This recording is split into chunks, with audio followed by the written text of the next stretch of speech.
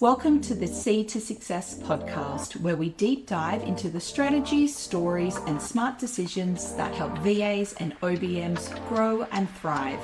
I'm your host, Adrienne Donnelly, and whether you're just starting out or looking for ways to take your business to the next level, you're in the right place.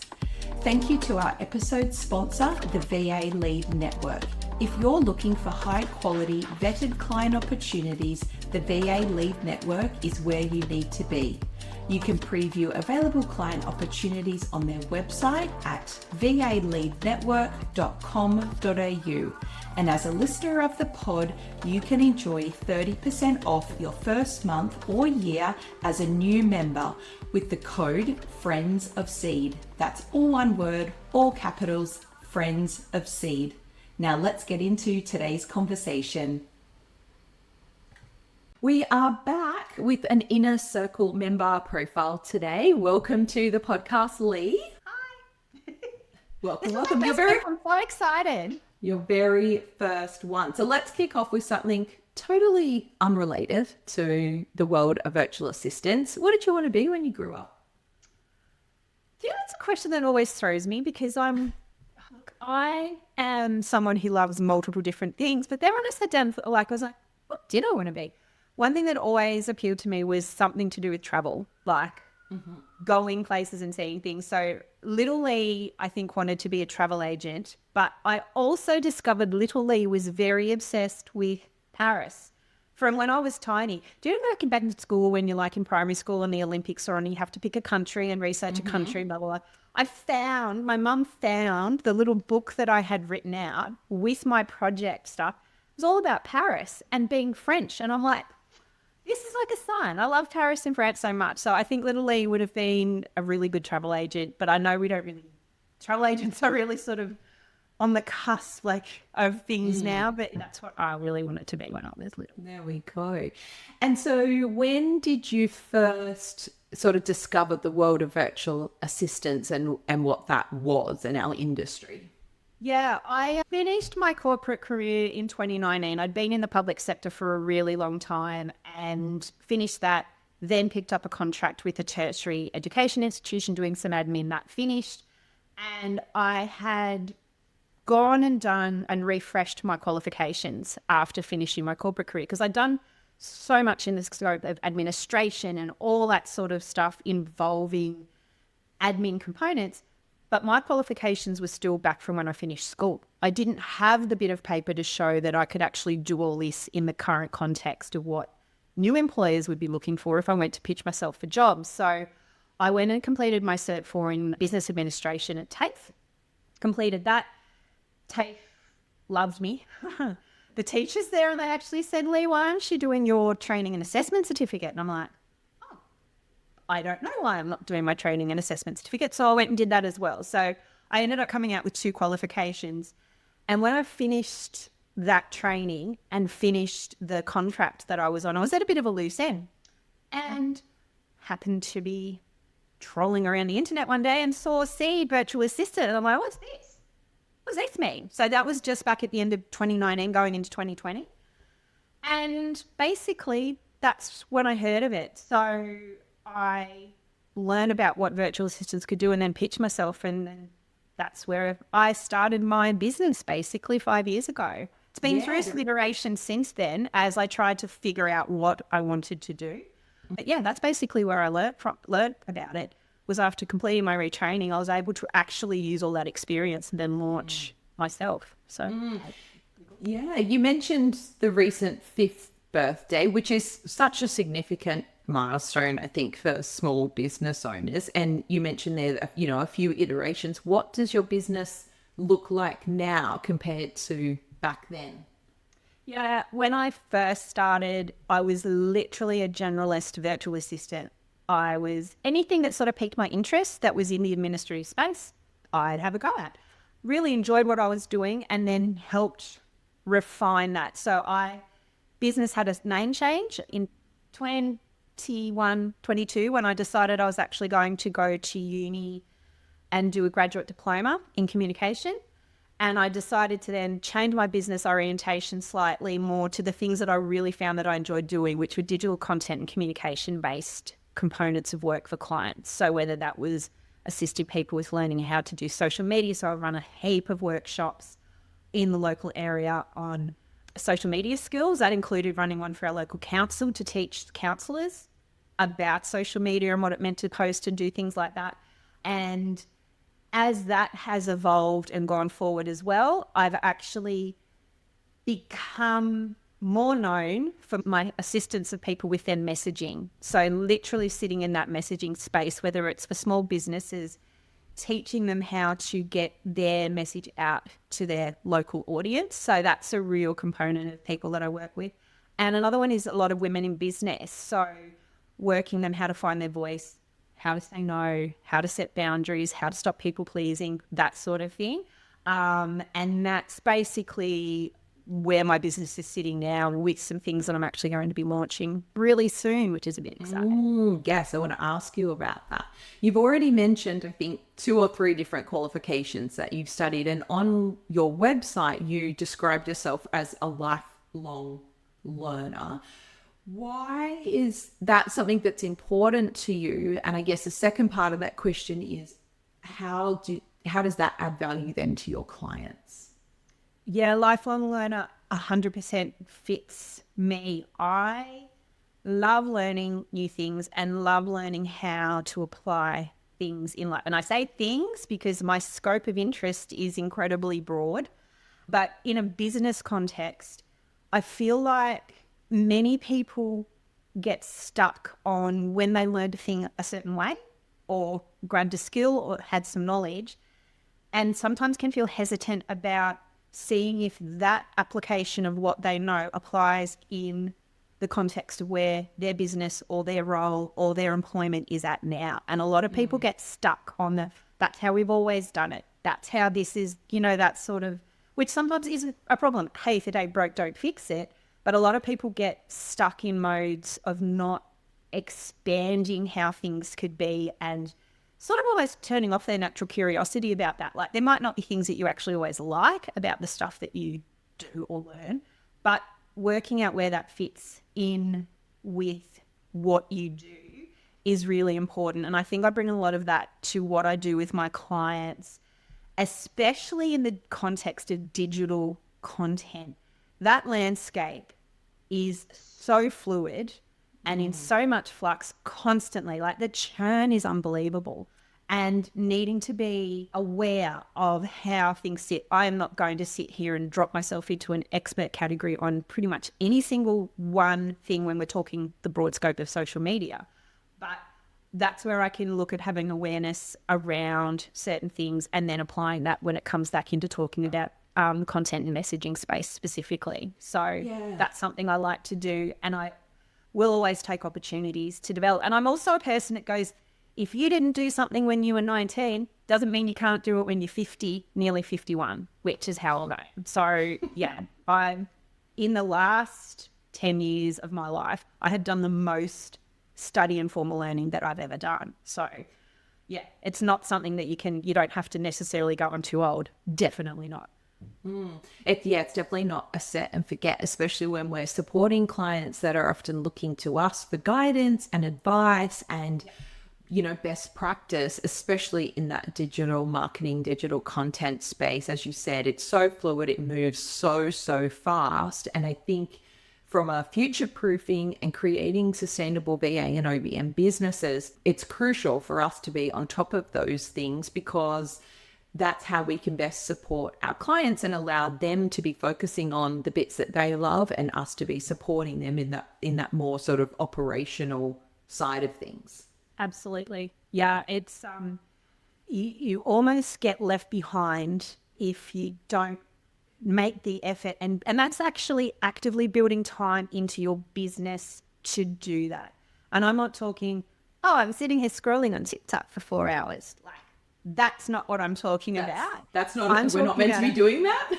I'm going to say I don't do that, because I do sometimes. But it's that active learning and industry knowledge that sets Australian virtual assistants and OBMs apart from a lot of others across the globe, right? We are very aware of what's going on in our surroundings, but that's an active process. You have to be able to, and I don't want to scare anybody who might be new and thinking, oh my God, I've got to know everything. No, that's not what I'm talking about. It's making sure that you're keeping a touch point on stuff. You don't have to dive in to be an expert on every single area, but having that awareness and that learning and building your knowledge and understanding of what you do within the scope of the industry is really important.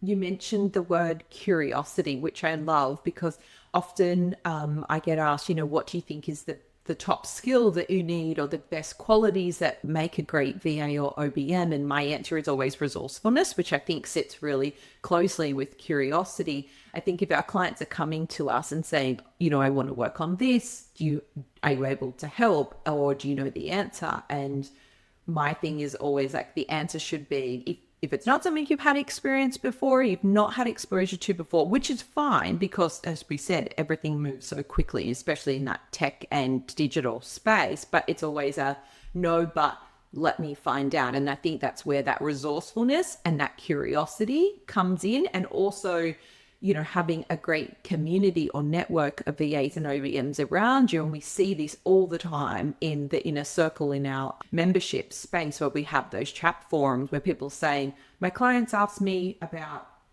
working on their Wix website. I've worked on other websites, but not Wix. Where should I be going? What are some great opportunities for me to learn more? Instead of just saying to our clients, no, sorry, I don't have that. Now, I'm not saying you have to say yes to every client request. I just had a conversation recently with someone where they hadn't used a certain platform before. My first question was, okay, well, do you want to learn that? Is that something that you're interested in adding to your toolkit? Let's create an opportunity for you as a VA to upskill on that. But I think you're right. It is that curiosity and being resourceful and being curious and going and finding the information. There's so much information out there. There's always learning opportunities, whether that's self-paced, masterclasses, workshops, those sorts of things, to really hone in and actively continuing to learn and keep abreast of all of those new changes.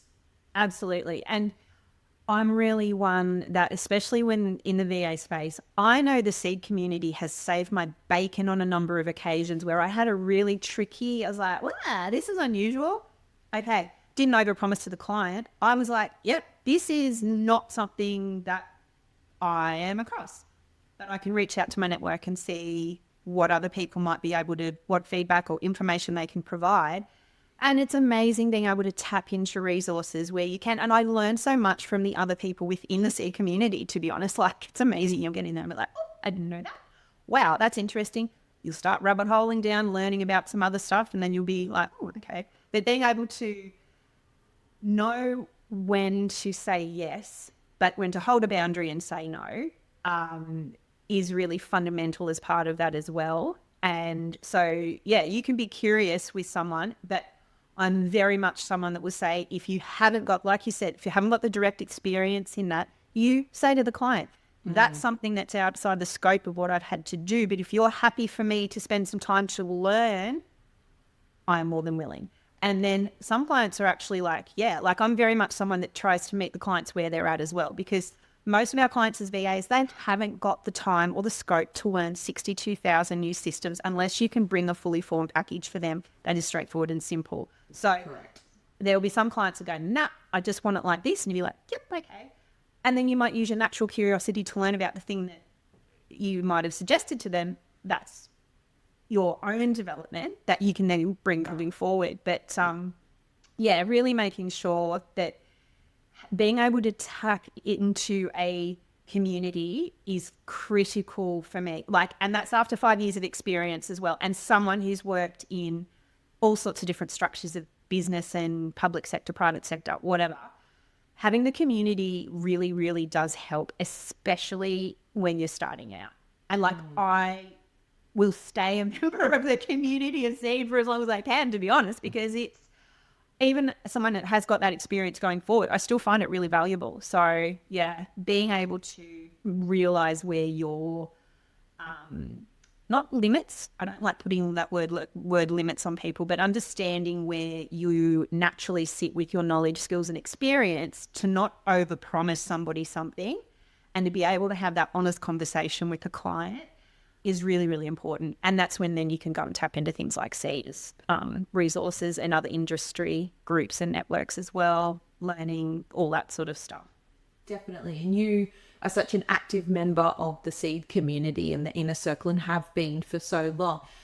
Often we get questions in the group around boundaries, which you've spoken about, and scope creep, and the answers that you have are always incredible, and you're so generous with your sharing and helping people word emails and frame up conversations with guidelines. It's clearly an area in terms of boundaries and scope and those sorts of lines in the sand that you are extremely good at. Has that always been the case, or is that something that you've learned? That's probably a natural inclination to my personality and who I basically am. I am someone who really feels empathy for people who don't naturally sit in that space of being able to go, no,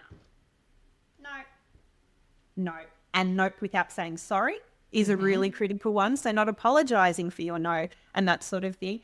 So it's something that I probably would describe myself as, when I was young, as quite shy. But as I realized, as I went through my career, if you don't advocate for yourself, no one else is going to, which is pretty much where it's. Sometimes then you will have someone else who can advocate for you, but in a lot of cases you don't.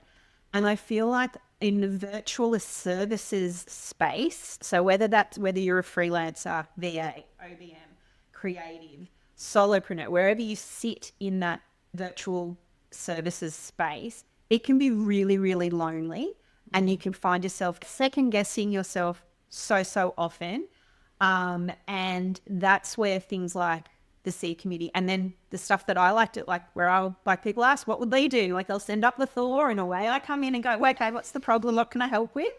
And that's the thing. I'm not going to say that what I suggest to people is they have to use that, but it's basically a framework that people can use as a jump point to go, because obviously no one's divulging like confidential or anything where we can identify the clients. They're giving just a scenario of all, like there's nothing in there where I would be able to minutely go in and say, okay, with this client you have to do blah blah blah. But it's, someone will pitch a scenario of there's something they're having a problem with, and then myself, or then there's other people that are great, especially if that's their wheelhouse of their technical issue that someone's dealing with as well, can come in and go, hey, if this was sort of the same client scenario I was dealing with, this is what I would say. And I think sometimes just being able to have that bounce point for people to go, okay, I am not losing my brain. This is an issue where a client seems like taking advantage of what I have offered within the services. And then that encourages people to then go and look back at their own things, like, how did I get to this point?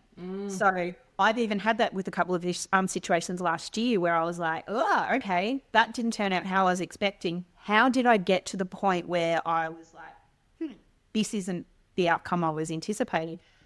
All came back to the messaging. When I drilled into it and I'm not going to sit there and go, oh, yes, everything I do all the time is amazing and brilliant and perfect. No, it is not. I'm a human and I run my own business the same as everybody else. But it is really, really critical to have that moment of reflection and go, what could I have changed about what I was communicating to the client that could have stopped that? And in nearly every time I've talked about this with someone and looking at when I've had the situations myself, I've gone, okay, if I was clearer here, that outcome would have been different. So it's really important to be able to also be able to say, and again, I've always said, I'm not someone when I say don't apologize, it's actually don't say sorry for something you aren't sorry for or didn't do, but it's knowing when to apologize for something that was an issue of something that you actually caused. So it's two different things, which is what I also like working with people on, is actually building that confidence so that they can clearly communicate that to their clients and be across what they are offering, what they do, and that builds their strength in their own business. Like, I see so many women who are amazing at what they do, but feel really lacking confidence in how they portray that to their clients and customers. And that's people also in like retail and that sort of stuff as well. I see that all the time. So yeah, it's something that can be a bit of a universal theme, to be honest.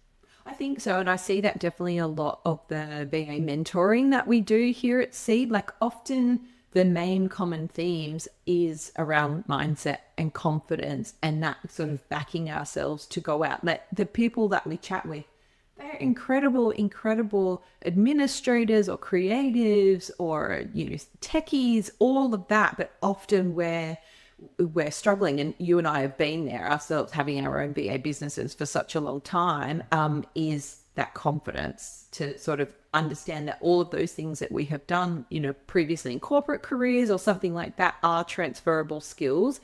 And often it just comes down to the confidence to back yourself and to do it. You'll also see people who are really great generally, but as soon as it comes to a tricky situation where they're like, client's not what I was expecting, that sort of stuff, can actually throw you. And it can, confidence that you had going right up to that point can be like, whoa, hang on. It can really rattle you. It can rattle you and knock that confidence around. So it's one of those things that it's a fundamental thing I think people need to be able to know when to back themselves, especially in the virtual services space, but do that with authenticity as well, because I think everyone's seen someone who's overpromised and underdelivered because they were not able to be authentic with where their skills and stuff were at the same time. So it's something that I know a lot of women, especially women in business, do struggle with. And that comes back to like social constructs and all that thing about how we are meant to be and sit within society. And just being aware of that sometimes can help you then build within your business and build that confidence back with what you can, knowing that what you do is good with your clients and that you can actually deliver and you do a good job and that sort of stuff. Definitely. And I think being comfortable to say, as we mentioned before, that's not within my wheelhouse, but I'm happy to learn if you're willing to, let me take that time to learn, because then you don't run into those scenarios where you're waking up at 3:00 thinking, how the hell am I going to deliver this project, execute this service for a client, because I've actually over-delivered because my desire to win this client was so strong. I've actually almost oversold my services. It's a really good point that you make around having those really authentic, open conversations with the clients. Tell me a bit about your client base now and the type of work that your business is now offering, the sorts of businesses that you're working with. Yeah, I had a conversation with my web designer the other day. She goes, Lee, what are you doing? I'm Billy Unicorn. I do things that make me feel happy. I just come in and I'll be like, my main focus at the moment is local retailers. So they're in-person retailers. These are people that don't have e-commerce businesses and that sort of thing, because I find a lot of the time local retailers that have the storefronts and that sort of thing in their towns get missed with a lot of what the messaging needs to be to promote their business. So running workshops with small business owners, showing them how to take advantage of things like free social media. Like a lot of people don't advertise their business on their social media because they're not confident about it and they feel like it seems very tricky and overwhelming when it can actually be quite a simple structure. But sometimes it just needs someone coming in and showing them how to do that. So I love doing those sort of workshops with businesses, teaching them how to use especially video content where that can come into play, and in a really simple way. A lot of stuff that people see, it is complex and what people are sharing on social media, and they feel like it's very hard to keep up, and I can understand that and I can see it. But in a lot of cases, to be able to get that simple business promotion out there is actually, in some respects, can be quite straightforward based on how much time and energy each business owner can put into it. And the other people that I have been loving working with are women in business who are struggling with their messaging and being able to confidently convey what they do with their clients, holding boundaries, stop saying yes when you actually mean to say no, and things like the people-pleasing mindset and stuff like that, that can actually be really tricky. It can, with a bit of practice and some guidance, a lot of people actually will go, oh, yeah, I realize now when I'm doing it and then what I need to do instead, and actually helping people formulate those responses so that they can actually feel they are coming to the fore in their business and they're the ones that are guiding how their business is. Because a lot of VAs, OBM service providers that I find default to the employee mindset if that's the industry you come from. And I was saying most people that are working in the VA services field have come from some sort of corporate background. And it's a mindset shift, and there's some quite, I'm not going to say simple, but there are some straightforward things to be able to do to be able to go, oh, hang on, recognizing when you're actually doing that to be able to then sit in that space of being a business to business provider, not being the employee to the boss structure, which is how traditional, like working for somebody is. So it is a mindset shift, but it is one that you can actually do. Yeah, and that's something I'm very passionate about, helping people that are starting out in the industry, because, you know, I know myself almost 10 years ago coming into this industry, there were things that I did then, the way I communicated, the way I charged myself out, that was very much an employee mindset, and it took some time to shift that. And I noticed the significant changes in my business when I did start to shift that. And I think, you know, you often hear me talk about the importance of language when we're speaking with clients, how we're referring to ourselves, to the relationship with that client, to the documents we're providing them, to how we're charging them. And I think all of those small things can really help to shift that potential power imbalance between us and our clients, but also to get us in the headspace. I am a business owner in my own right, and this is a partnership between me and another business owner that I'm supporting and partnering with, but it really moves you away from that employee-employer mindset. Absolutely. And I think people also need to be really gentle with themselves in that process of that transition too, because you can see someone else out there who is incredibly confident and are absolutely slaying whatever they're doing in that scope. And then another person will be like, oh, I'm nowhere near that level. But that's a process. That other person generally had to learn how to get like that. So being gentle with yourself in understanding what the steps are to get to the point of being able to confidently promote your business as a business, and not that you're a contractor to a business, because those are two different things. Providing business to business services and being a contractor to someone, two different things. I even sometimes still manage to slip up and call myself a contractor. I'm like, no, I'm not actually a contractor. That person I've signed them as a client. They are my client. I am providing them with the thing, whatever that thing happens to be. I am not contracting to them. They are two separate things. And again, it comes back to, I think there's a lot of societal, like it frustrates the living daylights out of me. And I don't know if I'm allowed to swear on your podcast, but I would, because it's something we can use our imagination. Yeah. Okay. When I say frustrated, there's another word that I'm thinking. The societal construct that women have to minimize themselves to fit the mold of what makes someone else's life easier, it effing kills me, because we're brought up like that. That's a social construct, and that's not how it should be. We should not have to minimize ourselves to make someone else's life simpler and or make someone else feel comfortable. Make them feel comfortable and stuff. I'm obviously not going to go around being a gigantic a-hole to people. Like, that's different as well. And you know, people know they're actually doing that.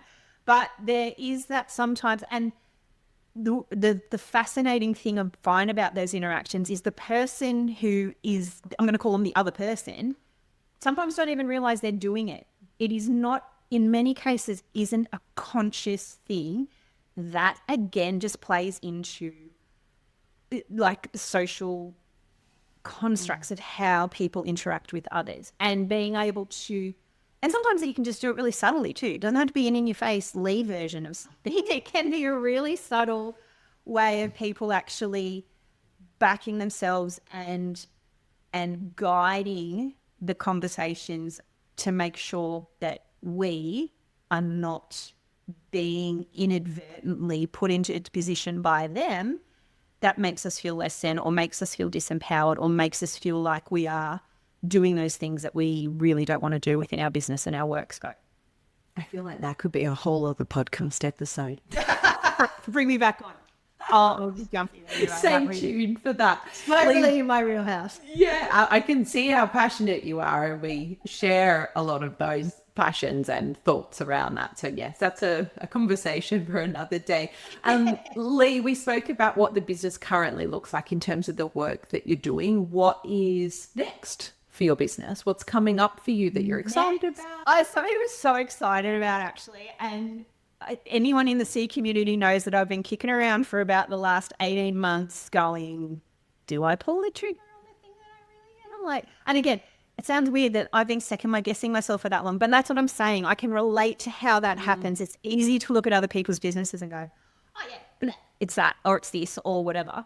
I'm going to actually launch my own confident communication course, and that is not the final title, because as I'm still working on it, it's starting with a free workshop. And when I say free workshop, this is not going to be some extended sales pitch that you sit through for an hour and you're like, I didn't learn a single thing. I'm going to be launching a Stop Saying Sorry workshop. So if anybody, and this can be anyone in that sort of women in business space, like freelancers, so not just virtual assistants, not just OBMs, anyone who's a virtual services provider, creative OBM. If you find yourself ever defaulting to sorry, leading with a sorry, using a sorry in a conversation where you know that it's probably you're not something you actually have to be sorry for, this is a workshop you want to come along and listen to. It's something that has been, I did a survey earlier this year, and it was something that resonated in nearly every survey response that came back, that someone had a version of the default apology. And that's something I've been passionate about. I know in seed, people have seen me go, don't lead with a sorry, don't apologize for something that you're not actually sorry for, and teaching people how to frame the conversations that they're going to have with someone to not lead with that. And the shift that can actually bring in your confidence and in the professionalism you bring to your business is amazing. So yeah, that free workshop's going to be happening early next month. There is just some technical things I'm working on at the moment before I can actually give a final date, but it's exciting. I can't wait. I would definitely be signing up. So that's early June. Early June, yeah. I'm thinking before in that first sort of 10 days of June, the final date. Yeah, once we have the tech components that I'm just waiting on at the moment sorted.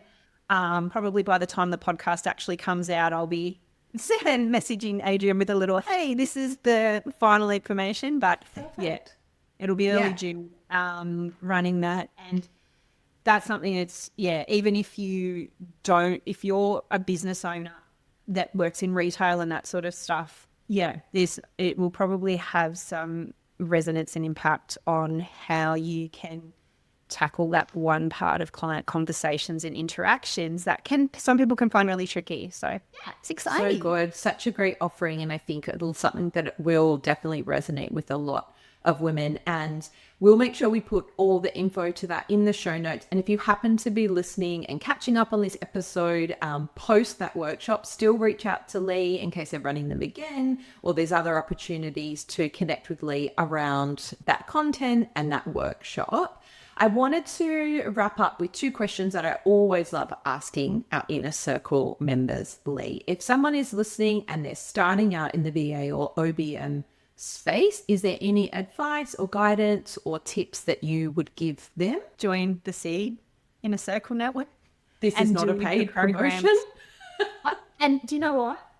I have told so many people about the programs that Seed runs because I've done them. Like when I started out, that fundamentally made a difference with how I approached marketing myself and building myself into the business. Like, amazing. And I'm here 5 years later, right?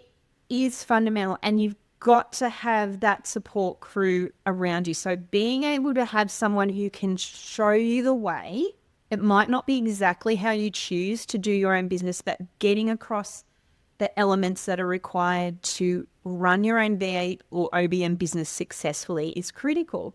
And that is something that I just don't think can be underestimated, the value that people do get out of actually running through the program that can actually help craft how you are building your business from the ground up and getting it set up in a way that maintains really good industry standards that we do have in Australia and the reputation that we have for our virtual services providers.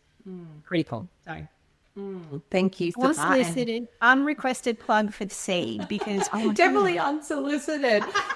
Likewise, if there's someone that's, been in it for a few years, maybe they're experiencing some growing pains, they're feeling a bit stuck or lost, or maybe just looking for something a bit different to sort of reinvigorate their business, or trying to work out what's next for them. Any advice or guidance, having been there yourself, that you would give them? Having gone through a couple of iterations of development at my business, I think one is a mindset of knowing that you don't have to do the same thing always. So working out that it is okay to change things up. Again, that might need some tricky conversations and some real sort of introspective soul searching to make sure you're on the right track. But that my theory is, if you're having your own business, there is no point in doing stuff you don't like and don't connect with if you have an option to do it a different way or do it in another way. Lee, thank you so much for being on the show today, and very excited to have popped your podcast cherry, so to speak. If people want to find out more about you and learn more, what's the best way for them to connect? Sure. Thank you so much for having me too. I know I get a bit word waffly. That's just me. I do work on it sometimes. I like talking. It's what I do. The best place to find me is Lee Longmire Co at Instagram, if you're wanting to see some stuff. But that said, I'm rebuilding my Instagram. So I'm happy for people to flick me a DM and stuff through there. Always on my website, www.leelongmireco.com.au. They're my two favourite things to promote and hang out there. Instagram and website. We'll pop all of that in the show notes. Thank you, Lee, again so much for being on the show and being such an incredible, generous and valued member of the Inner Circle. We appreciate you so much. Thank you. And I love being part of that community. It is great. So thank you so much for having me, Adrienne. I really appreciate it. It's been fun. Thank you for listening to another episode of Seed to Success. Make sure you're following along so you never miss an episode. If you have friends in the VA or OBM space, feel free to share this episode if you think they may get something out of it too. A very special thank you to today's sponsor, the VA Lead Network. For more information about their amazing business, head to valeadnetwork.com.au and make sure you check out the episode description for a very special bonus from our friends at the VA Lead Network.